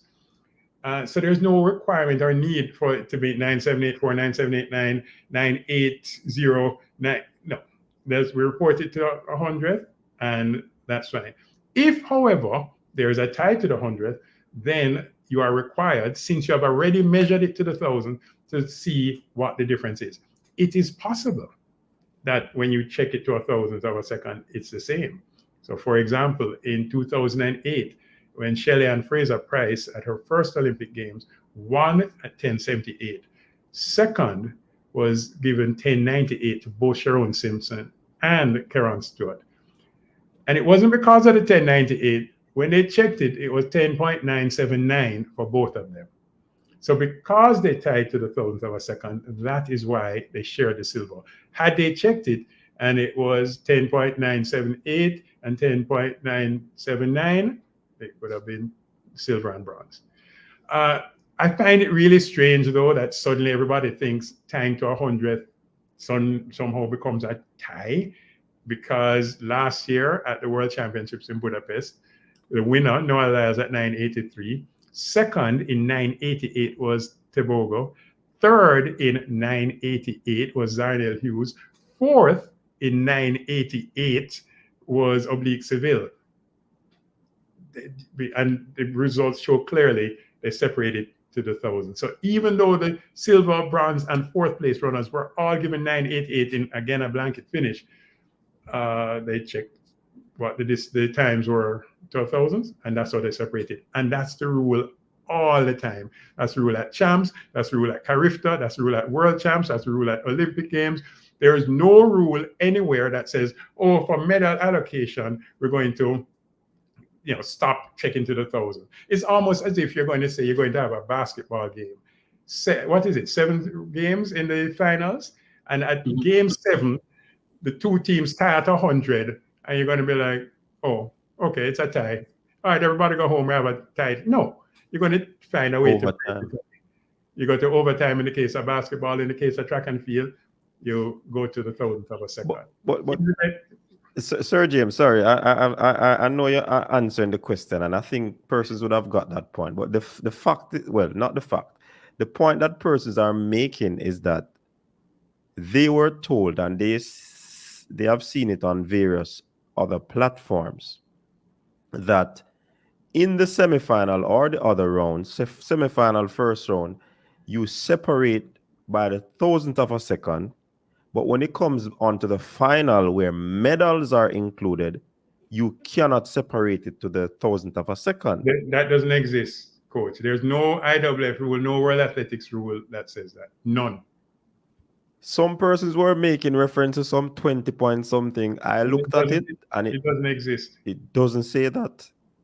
Not only doesn't say that, it doesn't exist. There's no, the rules are abundantly clear, because what happens is when you go to break a tie or when you go to rank people for the next round, instead of being silly and saying, oh, both ran 10.02, let's be clear, because everybody had to be measured to 1,000th of a second. Check that, and that's how you do the ranking. Just perhaps somebody could say, you know what, for the finals, though it's obvious to us, for the finals, you should also just make it clear that you need to separate by 1,000. But I'm not sure why somebody would interpret it to mean, hey, we're going to do it to 100th of a second. There's nothing that says for medal allocation, you put it to 100th, and I see you're putting a rule up on the screen. There's no rule that says medal allocation in the finals, we only go to 100th and we don't separate. And again, this is a cut. This is actually directly from World Athletics. So you can see World Athletics technical rule as opposed to somebody simply putting something out there and saying it. So 19.23, the first part of the rule says times shall be read and recorded as follows. It must be read to the 1,000th of a second and recorded to the 100th for reporting purposes. And it shows 2617.533 shall be recorded as 54. Why that's important is because I've also heard people saying, hey, when I went to school, they told me to round. If it's below 5, then you round down. And if it's above 5, you round up, or 5 and above, round up. All right, the danger with that is that, let us say somebody runs 9.784, and you're like, oh, 0.004, so we round down to 9.78. From an athletic perspective, that would be an inaccurate result, because by the time he got to the finish line, 9.78 had already gone. So you can't credit Noah Lyles or anybody else with 9.78 since 978 is gone, it's now 9784. And therefore, if you're going to round it to 100th, you have to round up, because we're not going to say that Noah Lyles or anybody else ran 9.78 when you ran slower, even if it's marginally slower than 978. So if you ran 9.780, that's 978. But if you're on 9.781, you're slower than 9.78. And I'm not going to pretend that you really ran 9.78, because you ran slower than 978. And because we report it to 100th of a second, we have to round up. I hope that is clear as well. So mathematically, if you're doing PEP, or I don't know if it happens at the CSEC level, but yeah, if you have to round in those events, yeah, follow the rules about below 5 and above 5. But in track and field, we're not going to pretend that somebody ran 978, they ran 9781. Somebody put in the comment section in the chat 21.1. If the judges or the photo finish judges are unable to separate the athletes for any place according to rules 18.2, 19.7, 19.21, or 19.2 for the technical rule, as that it's not finished. So that 21.1. Yeah, man, that's the rule that I look.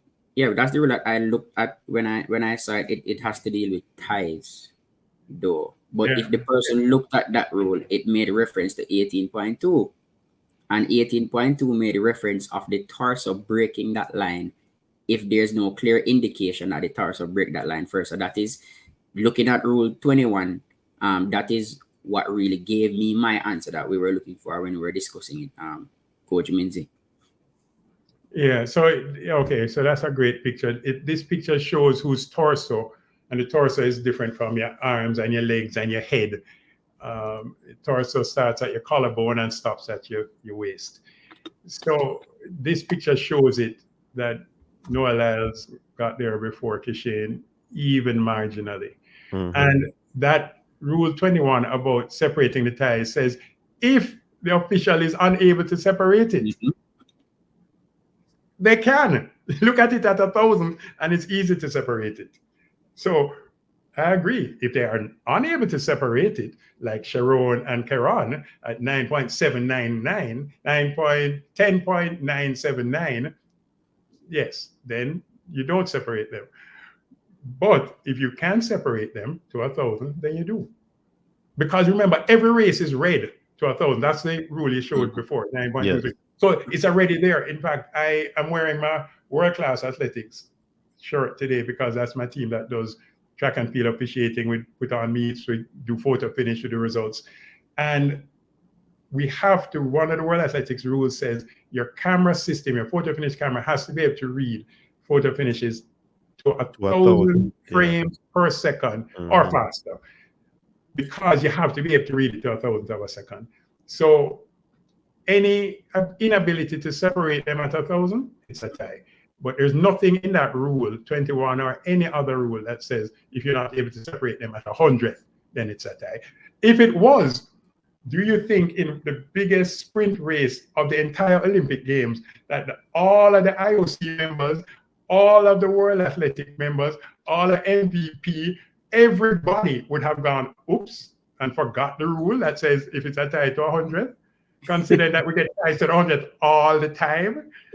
You mean like the whole International Olympic Committee does forgot? Because first word, you know what they were saying? Why didn't the Jamaican contingent appeal this decision? Because there's nothing to appeal. In fact, let me share with you what happened though. So for people who feel like the Jamaican contingent should appeal, there was a process of appeal, including from Jamaica. So I'm in touch with my team in Paris. Once the race finished, in fact, I saw TVJ showing my reaction to the race. The first thing I said, if anybody could hear it, was, oh, they both got the same time. We need to know what it is to 1,000th of a second. That was said live, well, not live on air, because we were kind of behind scenes. I didn't know they were filming. So I contacted my team and I said, we need to get a picture of the left shoulder, because the picture that they sent us initially, we were seeing it from the right side. So there are two cameras. Let me see if I can pull up that one. So if you go from the right side, we weren't seeing Kishane's left shoulder, and his left shoulder got to the finish line first on his body. So we were checking it, and once we checked it, we saw. So there is a process. You don't just get the photo finish and say, oh, No. We said we need to see it from the left side. We need to see it from above. We need to see every possible angle to be sure. So that process took place. And having taken place, and we saw the 0.005 of a difference, there's nothing to protest. Had we seen all of that and there was a tie to the thousandth of a second, we wouldn't even protest. We'd simply declare it's a tie, and they would do it as well. So that's the photo you're referring to? Yeah, so this one now is the other angle. So this is the inside camera. I don't know how clear it is to your viewers, but that shows that Kishane's left shoulder got there after Noah's torso, his torso. So that's the left side. No, I think everybody saw the other angle, so maybe you can show both sides. So, but what we did immediately, we required both camera angles, both from the one they shared on the Olympic website, from the right side or outside of the stadium, the kind of outside of the track angle, and then this one is the inside the track camera. So Sir Bruce, which one of the lines are the line? Well, which one of the lines they actually use? Every one of those lines was measuring somebody's time. Okay, so let's go to the very back of the result. You see where? No, back. That's the front. Use your mouse. Go to the back. All the way. No. Oblique. That's one. Oblique. No, oblique. All the way at the back. Oh, sorry. I'm looking. There's two cursors I'm seeing. Sorry. Right. So that red line, and if you go down, you'll see where it touches oblique Seville's kind of tummy, because he was leaning back at the finish line. He felt his groin. So that's a part of your torso. Right. And the next line forward, just one forward. If you go down, you see that it touches Kenny Benaric's chest. All right. The next line forward, you're going to see it's Tebogo's chest. So go up. You see that? Now, this angle, you're not going to see Marcel Jacobs' chest. So they would have gone from the other side, and you can show that picture after. But that. Oh, I can show it after. Sorry. Yeah, man. I'll just show it. Since we had all 8 lines, that's going line by line to show you what a photo finish judge is doing. He simply moves the mouse until it touches the. So we did Jacobs a while ago. So now, if we move forward, we don't reach there at the 4th line. That one, no, that's the 5th line. Go forward. That one is actually touching Simbini's chest. Again, you're not seeing it clearly from here, so you could use the outside camera. So up, keep going. Right. No, I'm just showing where Simbini's chest is. Then the next line, the 3rd from the front, that one is touching Fred Curley's chest. Okay, and then the next one, that one is touching Kishane Thompson's shoulder. In fact, what might look like Fred Curley's forehead is not his forehead. That's Kishane's shoulder. Kishane's shoulder, yeah. You can tell. I don't know how clear it is to everybody. And then the first line, the very front line, does the 0.005 of a second. That line touches Noah Lyle's chest. So that's what a photo finish judge does. And that's how you determine, who finishes in what place. So if you do the other angle, you might see Marcel Jacobs better, you see Noah Lyles better. You might even see Simbini better. So this is the one that's put out on the, and if we start at the back and go as quickly as we can, you can see Seville again, where the same line touches his stomach, because he's leaning back as opposed to leaning forward. The next line forward, you see that it touches Kenny Bendaric. The next one forward is Tebogo, down at the bottom. You see that line? And now you can clearly see Marshall Jacobs' chest on the line. So you was ahead of him? Yeah, so Marshall Jacobs finished ahead of Tebogo in the 100.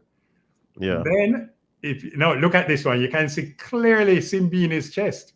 You see that? You remember the other angle from the left side? Inside the state, inside the track. You couldn't see Simbini. But now it's clear that it touches his chest. You can see Curley's chest clearly. Now, this is the argument that we were putting forward at the time. We could not see Kishane's left shoulder. And it looked to me like they marked him at his chest as opposed to his left shoulder here. So we said, show us the image from his left shoulder so that we are convinced that it was behind the very front red line, which is Noah Lyles. And that viewers, listeners, anybody in earshot, is 0.005 of a second.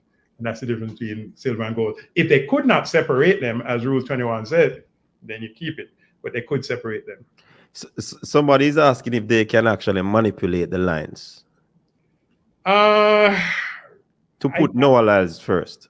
I don't know that is possible, especially not in the 10 seconds or whatever seconds it took for them to release the results. Remember when Noah crossed the line, he said to Kishane, yes, I think you got this. Yeah. But within 10 seconds, so I don't know that somebody can manipulate that. And I think that would be very unlikely and very difficult. If you had an hour to play with it, I don't know, maybe, but even so, the camera is set. I don't know of a way that you would manipulate it. And yeah, that'll be very unusual. And remember, they have a backup camera on the other side. If there's a difference, that there too many things would have to happen for you to be able to do that, including you'd have to know that the race was going to be close. And you have to, no, I doubt that. I think that conspiracy theory won't survive. And I think that also clears up the Rashid Broadbell, Daniel Roberts point as well. Yeah, that one was tighter as well, and you'd have to see both sides. What happened? Daniel Roberts almost fell, he actually fell after the line, but coming to the finish line. So they look for the first part after your collarbone, first part of your body after your collarbone to decide where to mark it. So yeah, they're close. They're very close. And if people feel that the rules should be changed, and if you tie to the 100th, that it should be a tie, then you can lobby World Athletics for that. Maybe you should say if you tie to the 10th. In fact, maybe you tie to the first second. If everybody who runs 10 just gets a medal. But that will take away from the sport. I think so. I'm thinking we read it to a thousandth of a second. We report it to the 100th of a second. It is rare for there in the women's 100 meters. Nobody had the same times to the 100th. In the men's 100 meter final, 2 men had it. It just happened to be 2 men at the first and second, and happened to include a Jamaican and American. But it's not frequent enough, in my view, for us to start reporting everything to a thousandth of a second. I certainly don't want to remember more than 9.58 or 9.69. Okay, I hope that this would have answered the question, even though some persons still hold true to their point and notion that Kishane would have won that race. But we present the facts, and that is there. So if that doesn't answer their question, I don't know what else can answer the question. In terms of our changing a guard, Bruce, it is clear that we underperformed at this Olympic Games. Do you see a bright future despite of this situation? And what would you like to say to the Jamaican public to assure their feelings after these games? Well, I'm very optimistic by nature, and life has been kind to me. So I may not be a good person to ask. I think things are always going to work out. When we formed MVP 20 plus years ago, we felt we could do something better. I mean, I can't tell you that we thought we were going to be breaking world records and Olympic records and winning all these medals, but we felt Jamaica could do better. And I like to use facts. The fact of the matter is, before 2008, if we just count every single Olympic Games we ever had, we earned 44 medals. There were 15 Olympic Games. We're averaging just below 3 medals per Olympics.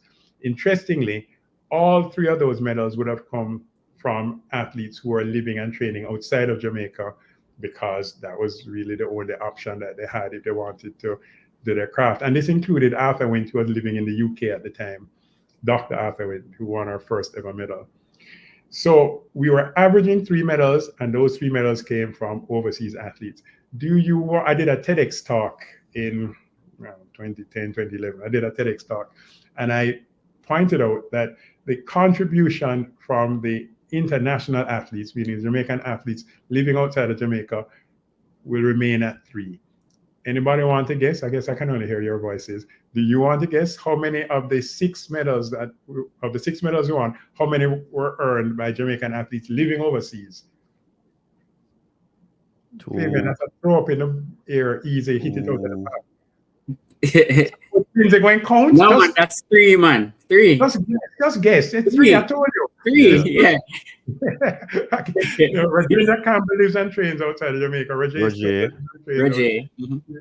And then the local ones are easy. Shanika Ricketts, Kishane, and Broadbelt. And Broadbelt, yeah. And then Wayne Pinnock, we left out Wayne Pinnock. He trained. So the Jamaican contingent continues to rely on both our local and overseas based athletes to generate our medals. And so that hasn't changed. What happened is when you had Usain and Shelley running, we kind of had so many medals locked. And I don't think we were that far away from it this year. I feel fairly confident that if Shelley and Sharika were able to compete, that we would have been very close to the 12 that I had predicted. Why? Sharika coming out alone took us out of 3 medals, 100, 200, 4x1. Without Sharika and Shelley, we still came 5th in the world. And there was, and again, just use facts. When you look at what happened in the Olympic Games, the top 8 athletes on the female side included 3 Jamaicans. Meaning Shelley was the 8th fastest going there. She got hurt in warm-up in the semis, didn't get to compete. Tia, who did make it to the finals, she actually, when you look at all the races at the Olympics this year, Tia ran the 4th fastest time. She ran 10:89. She just happened to run the 10:89 in the semis. That 10:89 that she ran in the semis would have gotten the bronze medal because 10:92 came 3rd, Melissa Jefferson. With Sharika out, and again, I had Sharika as the winner for the 100 meters. Again, I don't know, Julian Alfred delivered a big time in the finals, so we can't know what we don't know. In the 200, again, Sharika was leading Julian Alfred, who got the silver in the 200 meters. She was leading her in the Hungary meet on July 9th, leading her when she pulled up. It suggests to me that Sharika at worst would have been 2nd in the 200 behind Gabby Thomas, at worst, if she didn't beat Gabby. Shelley has never run at an Olympics and not won a medal. Every time she goes to the Olympics, she gets a medal. Yeah. And even if it was going to be in the 4x1, Shelley was going to get a medal. So, yeah, a lot of things happen. Oblique tying up in the finals, those that then take him out to finals at 100, took him out to the 4x1. Had Oblique been on the 4x1 team instead of one of the Jelanis, I think we clearly qualified for the finals. The US ended up getting DQ'd in the final. I think Jamaica really had a great shot at it. So we were not that far, but we are in a sport that is measured to the 1,000th of a second. We're in a sport where if you hit a hurdle, as Akira Nugent did, as Rashawn Daniel Williams did, as Daniel Williams did, and we are not a distance running country. So like Faith Kipyegon, she don't mind how many times Tegai hit her, she knows she's getting on that podium. But in our events, if that baton slips, or if Andrea Knight's hand gets hit, or Akira hits a hurdle, or Hansa gets a bad start, we are on a razor's edge. And so our points, our medals are a little tricky. And I say points because I'm also a champs person. When you predict champs points, you kind of just say, I think we're going to get 200 points. No, you might think it's going to come from your hurdles or your relays or your sprints, but anything can happen. You don't see many false starts in the 5,000 meters, but we do see false starts in the sprint.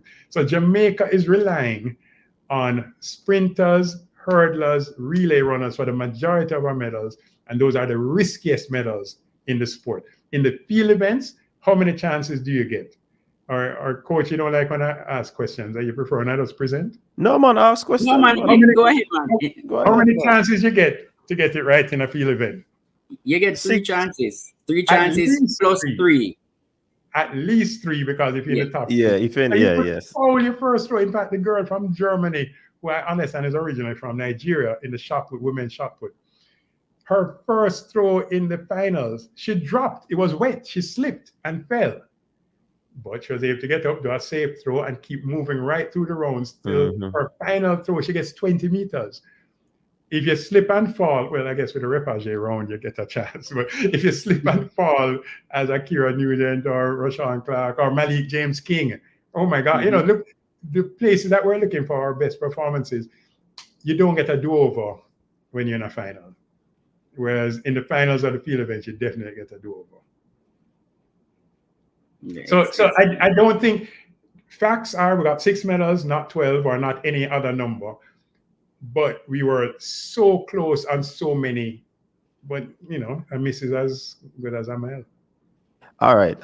Sir Bruce, this is one of the questions that the people really want to ask. Because you wait until now to ask, you really want to ask questions? Yes, man. Yes, I want to people are now. 770 people are now. So I right time to ask it. The notion that athletes, and for example, Sherika Jackson did not declare that, you know, they aren't able to participate. Why is it that athletes, I will call my phone now. Why is it that athletes, what does the tell me if you ask that question? Anyways, ask it, because at 9 o'clock Jamaica time I'm disappearing. Why is it that athletes don't declare, or track athletes don't declare that they are out or they have an issue, they might not participate, or come directly and say that? Is it because of some sort of contractual agreement and all of that? Explain that to us. Yeah, it's really simple. Track and field athletes, their job is to push their bodies to limits that it has never reached before. I don't know any track athlete when they retire and their PB is 10 point or 9 point or 45 saying, yeah, that's the best I could do. I couldn't do any better. Everyone said, boy, one more race, one more time, I could have gone faster. The athletes are there to push their bodies past any limits that they think exist. And the concept that athletes feel pain is real. And they feel pain in training, they feel pain in competition, they feel pain all the time. And so there's no view that if an athlete is so badly hurt that they can't run, then they will say it. But a lot of the time when you see athletes go out there and pull up, they had a clue before that when they went out there and pulled up. In the case of Shelly-Ann and Sherika, they both went there to compete. Shelly-Ann was in the warm-up area, had gone through her process, was getting ready. That's when she got hurt. In the case of Sherika with the 200 heats, she gave up the 100-meter spot to focus on the 200. And in the warm-up area, the faster she ran, the more she pushed, the more pain she felt. She would have been doing more damage to herself had she gone through and run out there. So it's not a situation where somebody knows ahead of time and, oh, I can't run, but I'm going to keep it a secret. No, this is their job. They're there to run. They're there to compete. And the only way they don't compete is if their bodies will not allow it.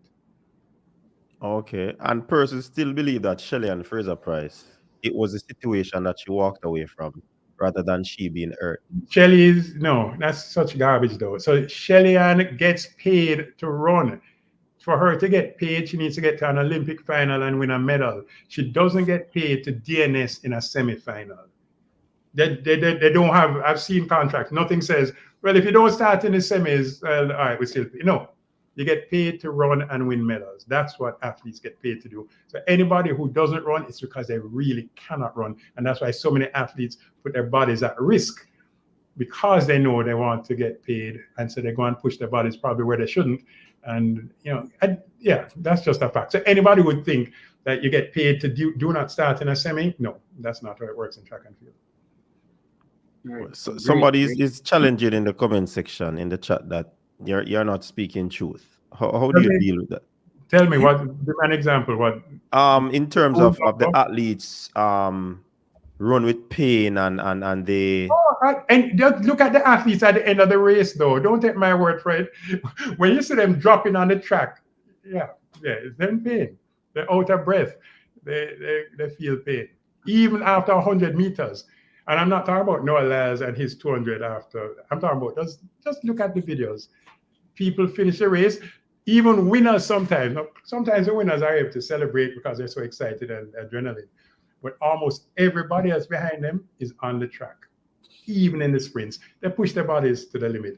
Now, if you're suggesting that they don't really push their bodies to the limit and they don't really feel pain and this is just a joyride, I'm not going to argue with anybody who thinks like that. Okay. Do you think we have a limitation in terms of the our medical situation in Jamaica? Because especially when it comes on to injury management. Do you think we have a void there? Again, in the same way that I'm optimistic, I'm also feeling we can always do better. I don't know that I've ever seen perfection, and there's always room for improvement. Injury management, I so wish that Sherika and Shelley weren't injured this year. If there's anything we can do to improve it, I think we need to continue pursuing that. We have not reached utopia. We have not reached a perfection state yet. So yes, there's always room for improvement. Okay. All right. Fabian, any more questions? Yeah, man, just one so that he can leave. I think he gave us an hour. It has been informative. I You mean really 15? I mean, Bruce James is somebody. Those who know me know that I really admire Bruce James, how he's able to quote rules from his head. So this question I really want to ask you, and you can close with this question. Do you read/study the World Athletics Rulebook for fun?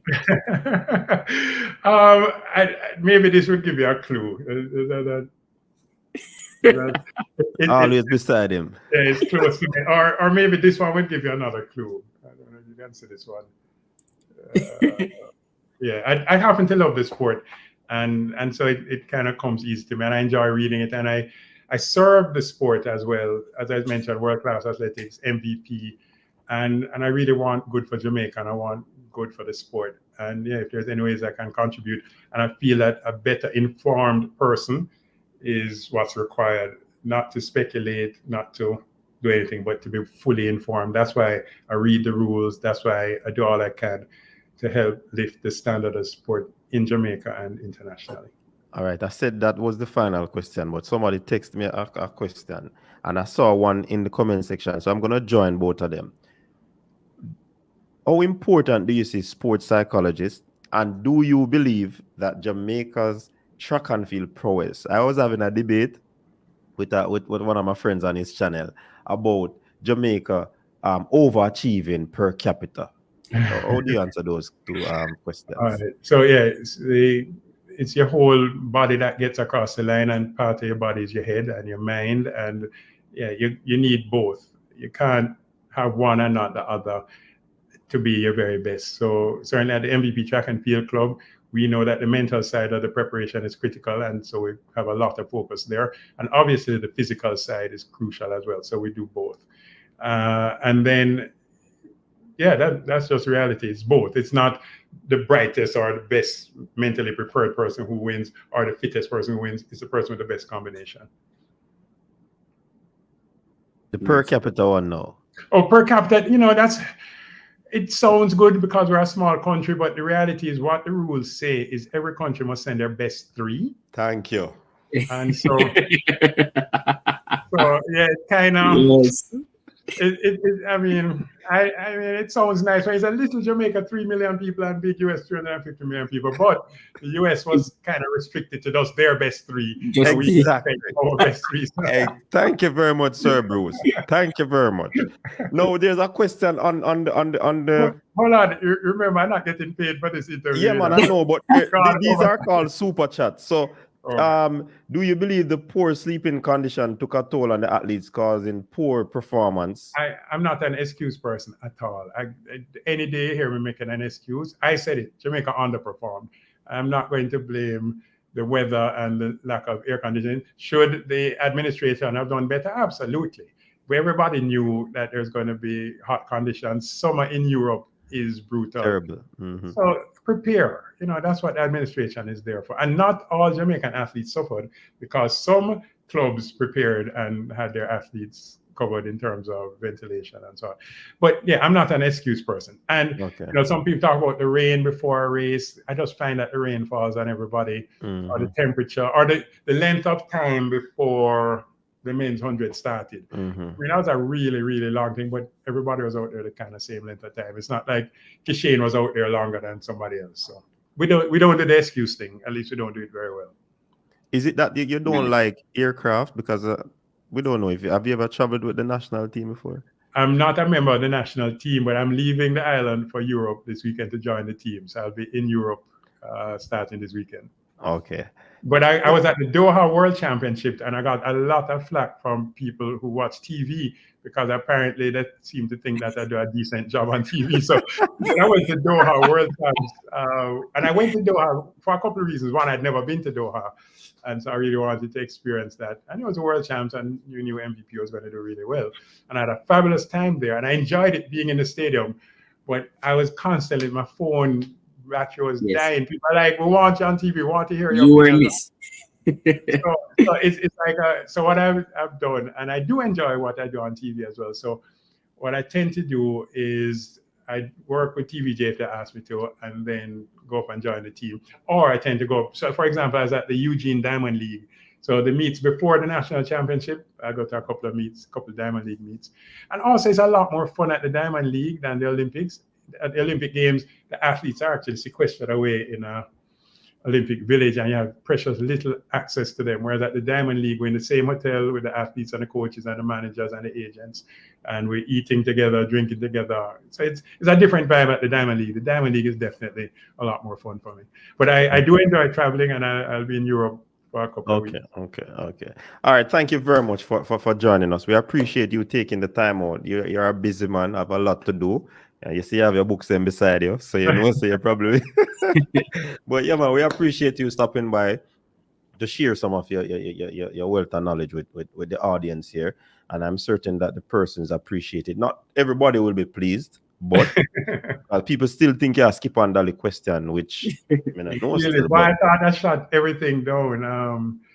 But listen, if there are more questions, apparently you guys don't have my number, so if you need to reach out to me, yeah, man. And the door is always open for you to join us whenever you see fit, whenever you have any information you want to share, etc. The door is always open for us here. We admire your work and we really learn from you every time you speak. So the door is always open for you. All right, plenty of respect. All right, thanks, Sir James. All right, thanks again. All right, so there you have it, people. Wonderful conversation. Fabian, me tell you, we are going to present some information, and not everybody is going to believe. People in the comment section I say we're naive. We ask the question and Sir James answer. I cannot hold the man and tell him what to answer, what not to answer. Me know so when we matter about the rules. That is what me know about, because I them thing that me did know. So that wasn't new to me. But the other stuff, you take it, and if you want to accept it, you accept it. If you don't want, this is not a forcing thing. It's me I say we just put out information for people to have some sort of clarity or closure, as some persons say. You understand? Any brain drain by your case. But if the people have not appreciate this, I don't know what else to do. But again, we'll continue to get persons like these on the program. You see, we ask a question on one ask about Sharika. We ask them question about Shelly. Why else when they didn't want we ask? Anthony saying not get no closure. What closure you didn't get, Anthony? What closure you didn't get? Can me see you on next somebody agree. So what closure you didn't get? Maybe it's just the feelings part of it. Maybe they're still hurt, but I mean, we just have to move on. And I think one of the takeaways from Mr. James was when he said he's not a man of excuses. We underperform. I think we could use that and sum up the entire Paris Olympics. Don't make any excuses. We underperform. Now, that being said, we need to go back to the drawing board, make changes so this doesn't happen again. That is true, RDD, but remember, we were still limited to time. Initially, he said 15 minutes. We told him that's a 2-hour program. We can't. Once a commitment is given, we don't want to go over. We go over it by how many? 4 minutes. Yeah. And that is still going over. You understand? So we have to respect people's time. This man is a busy man, and for him to come on the program and give us 1 hour or hour and a few minutes, that is much appreciated. Everything cannot be done in 1 hour. We know that because of our YouTube stay. Seeing, but we have to work with the time. Seeing, we have our questions that we ask. We can't just do an interview and take all the questions from the audience. Mm-hmm. You get what I say? So that is what's up. Fabian, anything what you say biggest takeaway from the interview? If you know that predicted time would run into the Olympics, why still declared to compete? What? I don't understand that question.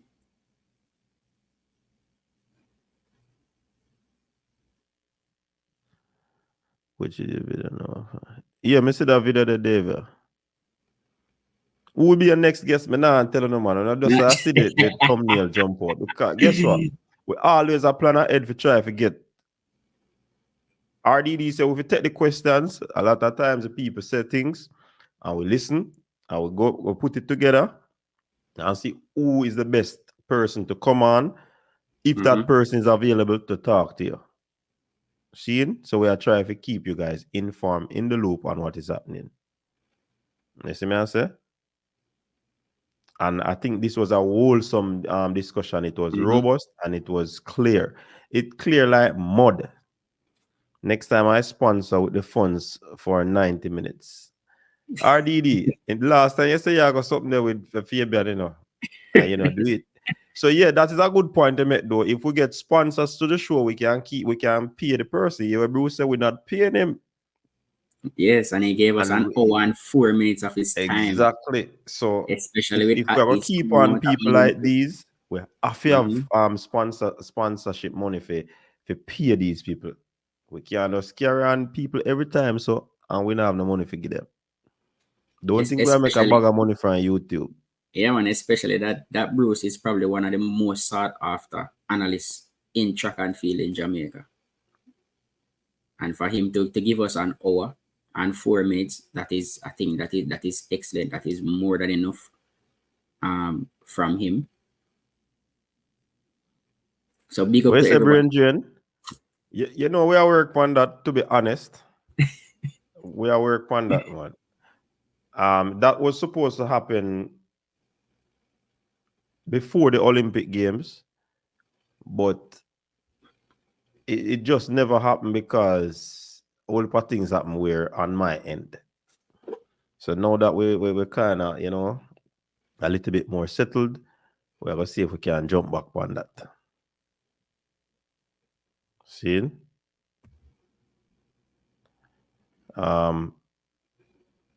What you say? One video with Adidas CEO. No, I mean, is it the video that he was in dancing?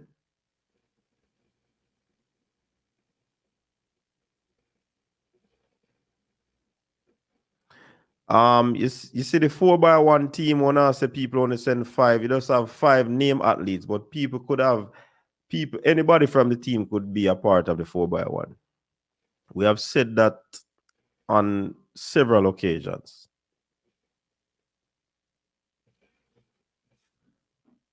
Yeah, man, it was a robust discussion, man, and I'm not feel no way with the naysayers them. Yeah, so I just one of them thing there. Get what I say?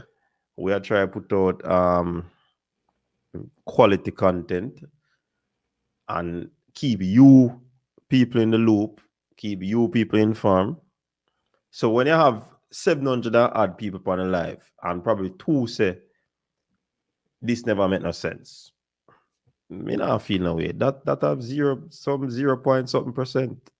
Yeah, I believe a lot of persons really, I think this put some clarity to the entire situation that happened at Paris.